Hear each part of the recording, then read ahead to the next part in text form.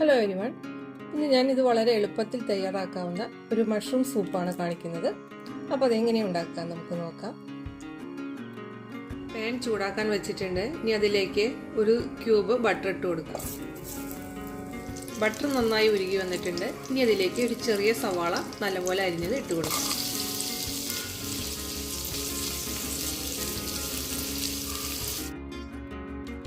നല്ലപോലെ ഒന്ന് മുറിച്ചെടുക്കാം. ഇനി ഇതിലേക്ക് ഏകദേശം ഒരു 5 വെളുത്തുള്ളി ചെറുതായി അരിഞ്ഞത് ചേർത്ത് കൊടുക്കാം. ഇപ്പോൾ സവാളയും വെളുത്തുള്ളിയും നല്ല പോലെ വഴറ്റിയെടുത്തിട്ടുണ്ട്. ഇനി അതിലേക്ക് നമുക്ക് മഷ്റൂം ചേർത്ത് കൊടുക്കാം.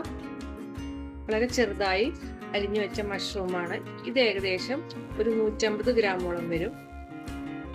ഇനി ഇത് ഈ ബട്ടറിലിട്ടിട്ട് നല്ല പോലെ ഒന്ന് വഴറ്റിയെടുക്കണം. ഇനി സൂപ്പിലേക്ക് ആവശ്യത്തിനുള്ള ഉപ്പ് ചേർത്ത് കൊടുക്കാം. ഇപ്പൊ മഷ്റൂം ബട്ടറിൽ നല്ല പോലെ വഴറ്റിയെടുത്തിട്ടുണ്ട്. ഇനി ഇതിലേക്ക് ആവശ്യത്തിനുള്ള ചൂടുവെള്ളം ഒഴിച്ചു കൊടുക്കാം.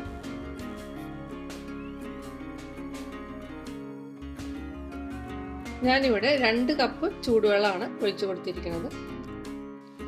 ഇത് നല്ല പോലെ ഒന്ന് തിളച്ചു വരട്ടെ. മഷ്റൂം ഇവിടെ നല്ലപോലെ വെന്ത് വന്നിട്ടുണ്ട്. ഇനി വേണമെങ്കിൽ അല്പം വെള്ളം ഒഴിച്ചു കൊടുക്കാം. ചൂടുവെള്ളം ഒഴിച്ചു കൊടുക്കണം. അപ്പം ഞാനിവിടെ ഏകദേശം ഒരു 2.5 കപ്പോളം വെള്ളം ഒഴിച്ചു കൊടുത്തിട്ടുണ്ട്. ഇനി ഇതിലേക്ക് ഒരു 1.5 ടീസ്പൂണോളം കോൺഫ്ലവർ വെള്ളത്തിൽ മിക്സ് ചെയ്ത് വെച്ചിട്ട് ഇനി ഇത് ഒഴിച്ചു കൊടുക്കാം. ഇനി ഇതൊന്ന് നന്നായി തിളച്ചു വരണ വരെ വെയിറ്റ് ചെയ്യാം. ഇതിലേക്ക് അല്പം കുരുമുളക് പൊടി ചേർത്ത് കൊടുക്കുന്നുണ്ട്. ഇത് നമുക്ക് എരിവിനനുസരിച്ച് ചേർത്ത് കൊടുക്കാം. ഞാനിത് ഏകദേശം ഒരു 2 ടീസ്പൂണോളം കുരുമുളക് പൊടി ചേർത്ത് കൊടുത്തിട്ടുണ്ട്. ഇതിലേക്ക് ഒരു ചിക്കൻ ക്യൂബ് ചേർത്ത് കൊടുക്കാം. ഇതിനു പകരം വെജിറ്റബിൾ ക്യൂബ് ചേർത്ത് കൊടുത്താലും മതി. ഇനി രണ്ടും ഇല്ലെങ്കിലും ഈ സൂപ്പ് നല്ല ടേസ്റ്റ് ആയിരിക്കും.